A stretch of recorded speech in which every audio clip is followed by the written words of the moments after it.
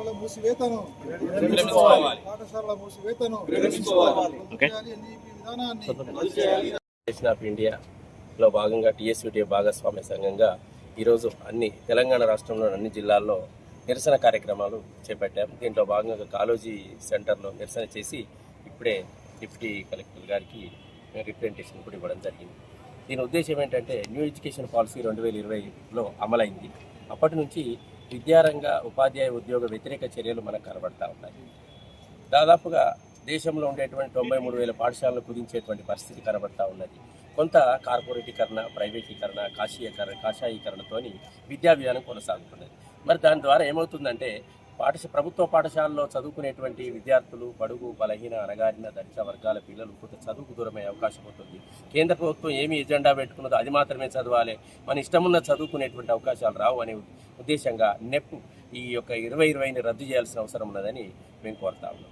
అట్లాగే కేంద్ర ప్రభుత్వ విధానాలు ఇలాగే ఉంటాయి. ఒకప్పుడు విద్య అనేది రాష్ట్రాల పరిధిలోనే ఉండేది, కానీ ఉమ్మడి జాబితాలో చేర్చిన తర్వాత పూర్తిగా కేంద్రం గుప్పిట్లోకి వెళ్ళిపోయింది. అది సరైన విధానం కాదు అని మేము టీఎస్యూటీఎఫ్గా మేము డిమాండ్ చేస్తూ ఉన్నాం. ఉన్నది ఉపాధ్యాయ ఉద్యోగ సమస్యలు ఉన్నాయి. ఆ సమస్యల మీద ఎన్నో పోరాటాలు చేస్తే ప్రభుత్వం చర్చలకు పిలిచింది, ఏమీ ఇప్పటివరకు అమలు చేయలేదు. ఒక హెల్త్ కార్డులు అనేది మాత్రం తీసుకొచ్చింది, మసిబూసి మారేడికాయ చేసిన పరిస్థితే కనబడతా ఉన్నది. 36 నెలలు ఇప్పటి వరకు పిఆర్సీ రాక 23 జూలై నుంచి రావాల్సిన పిఆర్సీ ఇంతవరకు రాలేదు. 6 నెలల్లో అమలు చేస్తా అన్న పిఆర్సీ లేక 36 నెలల నుంచి పడిగాపులు కాస్తున్నాం.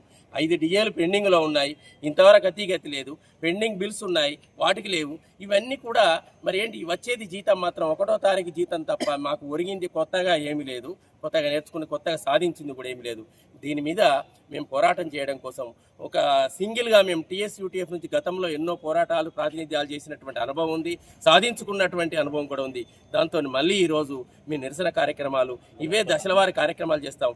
కలిసి వచ్చేటువంటి ఉపాధ్యాయ సంఘాలను కూడా కలుపుకోబోతూ వారితో పాటుగా పోరాటాలు చేస్తూ ముందు ప్రాతినిధ్యాలు పోరాటాలు ప్రభుత్వం యొక్క దృష్టికి తీసుకువెళ్ళేదాకా చేస్తూ విద్యారంగ ప్రభుత్వ బడులు బాగుపడాలి, బడులు బతకాలి, విద్యారంగం బాగుండాలి, ఉపాధ్యాయ సంక్షేమం, విద్యారంగం అందరి కోసం కూడా మేము పాటుపడుతూ టీఎస్యూటీఎఫ్ పక్షాన నేను హన్మకొండ జిల్లా అధ్యక్షుడు, నా పేరు రవీందర్ రాజు.